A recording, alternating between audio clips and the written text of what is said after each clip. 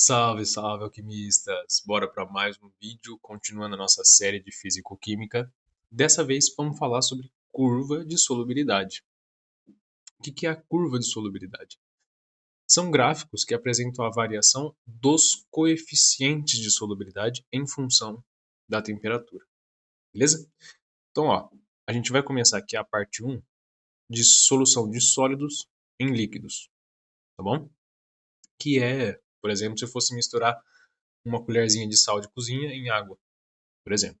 Bom, olha lá, coloquei de exemplo aqui, coeficiente de solubilidade do nitrato de potássio, ou seja, em gramas de nitrato de potássio por 100 gramas de água, em várias temperaturas.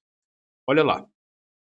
Então aqui a gente tem, tudo isso daqui, 30, 60, 90, 120, é a massa do nitrato de potássio. Então, 30 gramas de nitrato de potássio, 60 gramas de nitrato de potássio em 100 gramas de água.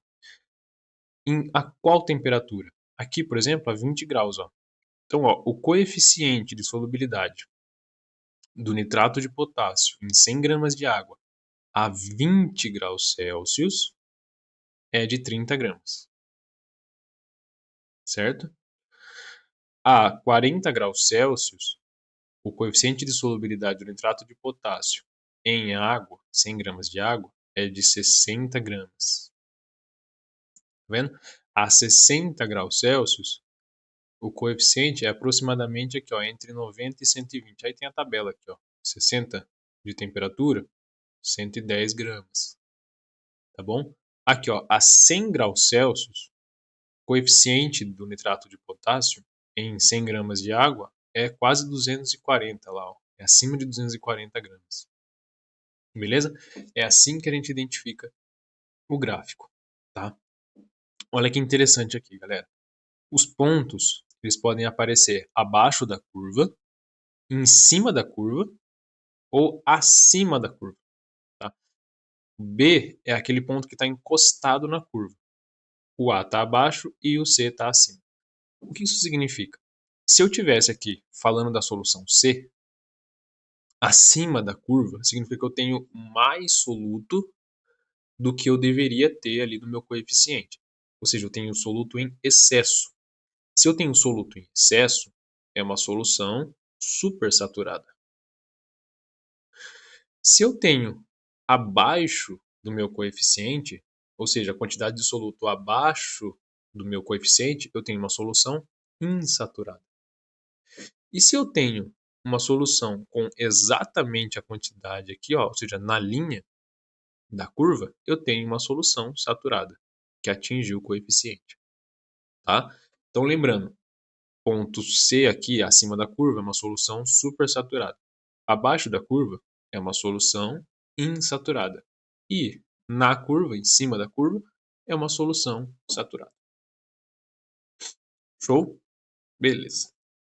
Então, pessoal, o que a gente pode tirar de conclusão disso daqui?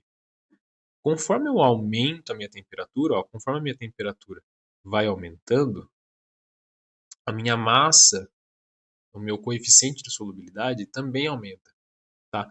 Então, a temperatura ela é um fator primordial quando a gente fala de coeficiente de solubilidade. Tá? É importante a gente falar a qual temperatura a solução está. Beleza? Então, solutos que esfriam, olha só que interessante. Solutos que esfriam a solução indica que a dissolução está absorvendo calor, certo? Uma dissolução endotérmica. Beleza? Beleza? Cuja solubilidade aumenta com a temperatura. Então, quando eu tiver a solubilidade aumentando com a temperatura, crescendo assim, eu tenho uma curva ascendente, que a gente chama, tá bom?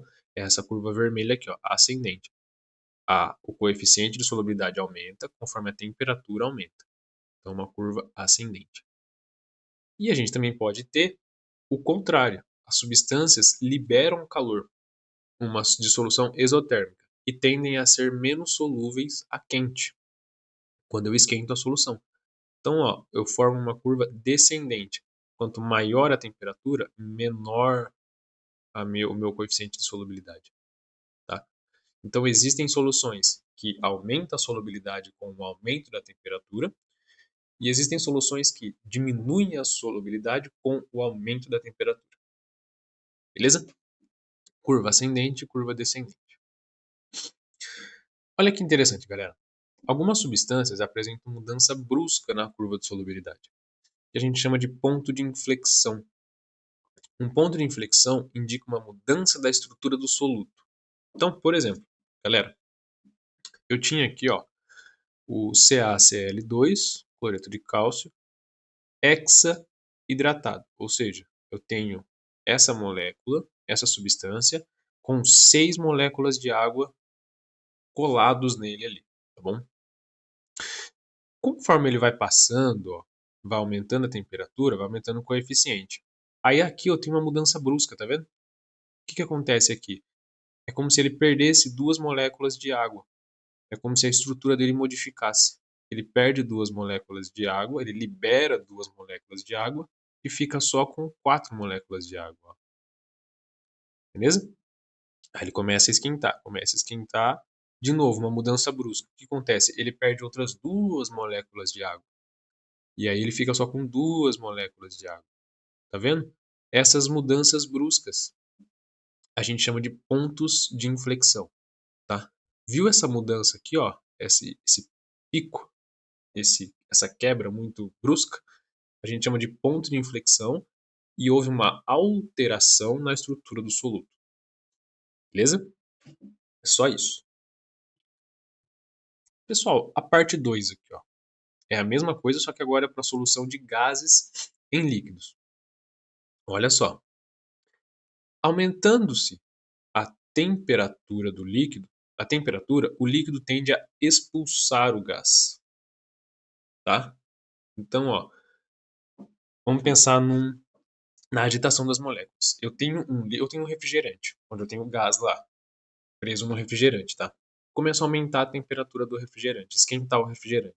As moléculas de gás, elas ficam cada vez mais agitadas e começam a sair, a se liberar do gás. Ou seja, quanto maior a temperatura do líquido, o gás começa a ir embora. Ele expulsa o gás, tá bom? Se ele expulsa o gás, a solubilidade do gás no líquido diminui. Então, é aquela curva ascendente, descendente que eu falei para vocês. Conforme a temperatura vai aumentando, ó, o coeficiente de solubilidade do gás vai diminuindo. Beleza? Então, ó, olha um fato curioso aqui. Ó. Os peixes, por exemplo, não vivem bem em águas quentes, devido à baixa quantidade de gás e oxigênio dissolvido na água. Tá? Então, existe uma fauna muito maior em águas mais geladas, mais frias. Não tão congeladas, obviamente, mas em águas frias, que é onde eu tenho mais gás, tá certo? Conforme a água vai esquentando muito, esse gás começa a ser expulso, tá certo? Do contrário, ó, se eu aumentar a pressão, a gente está empurrando o gás para dentro do líquido. Consequentemente, a solubilidade aumenta. Então pensa comigo, ó. Se você começa a apertar uma coisa, apertar, comprimir, comprimir, elas não começam a se juntar? Pensa em 2 massinhas de modelar. Eu tenho uma bola de massinha e uma bola de massinha aqui. E eu começo a apertar. Apertar, elas não vão se fundir uma na outra? Elas vão se misturar uma na outra? É a mesma coisa com o gás e um líquido. Se eu começo a empurrar, ou seja, eu estou aumentando a pressão, ó. Se eu começo a empurrar o gás para dentro do líquido, o coeficiente vai aumentando. Eu estou forçando esse gás a ficar dentro do líquido. Concorda? Então, com o aumento da pressão, eu aumento a solubilidade do gás. Tá certo? Ó, em temperatura constante, a solubilidade de um gás em um líquido é diretamente proporcional à pressão. Se eu aumento a pressão, eu aumento o meu coeficiente. Tá? Por isso que é diretamente proporcional. Beleza?